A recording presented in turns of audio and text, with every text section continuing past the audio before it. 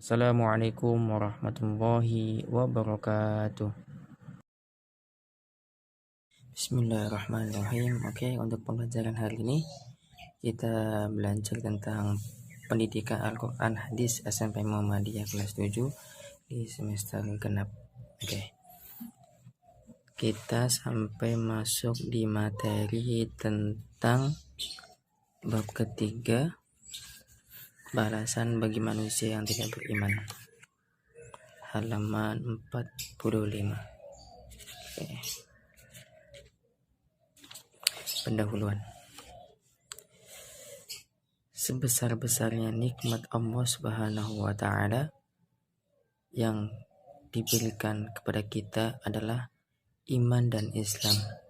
Semua nikmat jasmani dan material dapat dirasakan, tetapi semua itu jauh dari kenikmatan iman dan Islam. Iman adalah pondasi utama agar berbuat baik dinamakan amal soleh. Dengan amal soleh manusia akan mendapatkan balasan berupa pahala dari Allah Subhanahu wa Ta'ala. Akan sia-sia belaka jika perbuatan baik tidak disertai iman, karena iman syarat mutlak agar perbuatan baik menjadi amal soleh. Dalam kehidupan dunia ini selalu ada dua kutub yang selalu berlawanan, yaitu baik dan buruk. Dua sifat itu akan selalu beriringan sampai akhir dunia ini dan melekat menjadi karakter manusia. Kembali ke masalah iman. Al-Quran menjelaskan bahwa iman adalah seperti akar yang menghujam ke tanah, disertai dengan cabang dan ranting kuat serta daun yang lebat. Semakin tinggi pohon, semakin besar pula angin yang menerpa. Dengan kata lain, semakin iman kita kuat, semakin kencang pula godaan yang menerpa.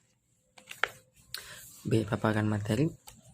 Iman, bukti ketaatan kepada Allah Subhanahu wa Ta'ala dan ciri-cirinya. Iman merupakan pondasi seseorang dalam melakukan penghambaan diri kepada Allah Subhanahu wa Ta'ala. Iman adalah suatu keadaan di mana hati ini yakin dengan adanya Allah Subhanahu wa Ta'ala yang disampaikan secara lisan dan dilaksanakan dengan perbuatan-perbuatan yang baik menurut perintah Allah. Berarti iman bukan hanya berhenti di dalam hati. Banyak orang hanya yakin kalau Allah ada, tetapi lisan tidak pernah mengucapkan dan mengagungkan asmanya. Banyak juga yang mengucapkan dan zikir kepada Allah dengan lisannya, namun miskin perbuatan amal solehnya. Ulama mengatakan bahwa sesuatu perbuatan baik akan disebut amalun soleh ketika diawali dengan iman. Tanpa iman maka perbuatan tersebut hanya baik di hadapan manusia, namun tidak di hadapan Allah Subhanahu wa Ta'ala. Iman yang kita rasakan di hati dan kita ucapkan dengan lisan membutuhkan aktivitas nyata tentang keimanan seseorang. Orang beriman tentu ibadahnya rajin dan memiliki amal mulia, akhlak mulia, serta sifat-sifat baik lainnya. Iman sangat erat kaitannya dengan Islam dan ihsan. Ketiganya sering disebut trilogi beragama.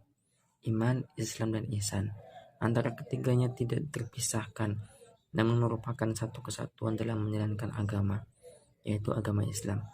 Apabila satu saja dari tiga pilar itu tidak dijalankan, maka ambruklah bangunan agama Islam yang saat ini kita peluk dan pedomani.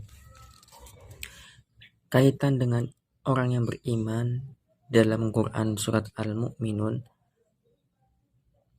Quran ke-23 ayat 1-7, Allah Subhanahu wa Ta'ala memberikan gambaran bahwa ada 5 ciri-ciri orang yang beriman, bahwa orang yang beriman akan sukses apabila yang pertama khusyuk dalam sholatnya, yang kedua meninggalkan tindakan yang sia-sia, yang ketiga selalu menunaikan zakat, yang keempat selalu menjaga kehormatannya, dan yang kelima selalu menjaga amanah dan janji yang dibuat. Pertama, orang yang beriman akan khusyuk dalam sholatnya. Ukuran khusyuk memang berbeda antara yang satu dengan yang lain.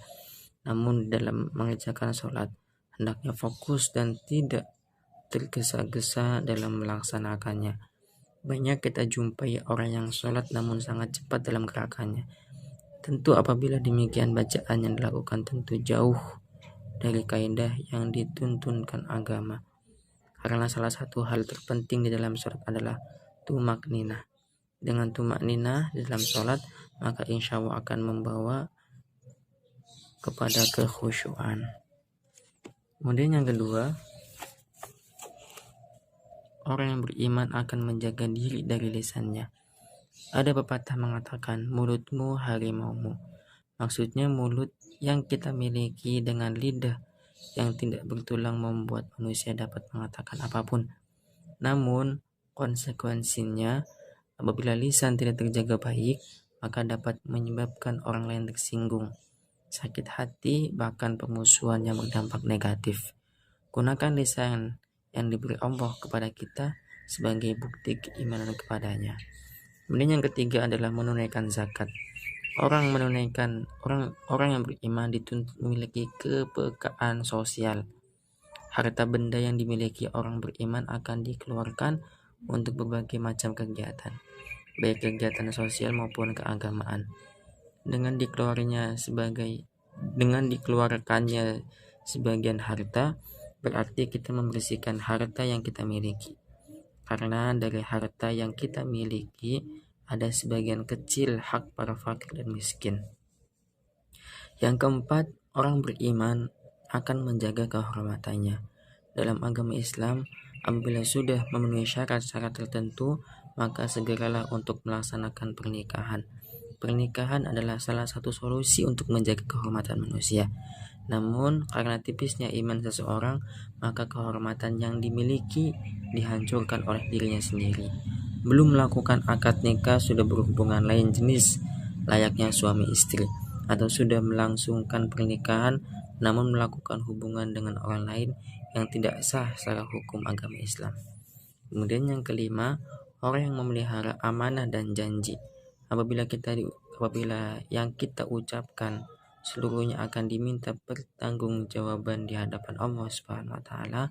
Tanggung jawab kamu sebagai pelajar Muhammadiyah kelak di akhirat akan ditanya, apakah selama menjadi pelajar amanah sebagai orang yang sedang belajar dapat ditunaikan dengan baik atau sebaliknya?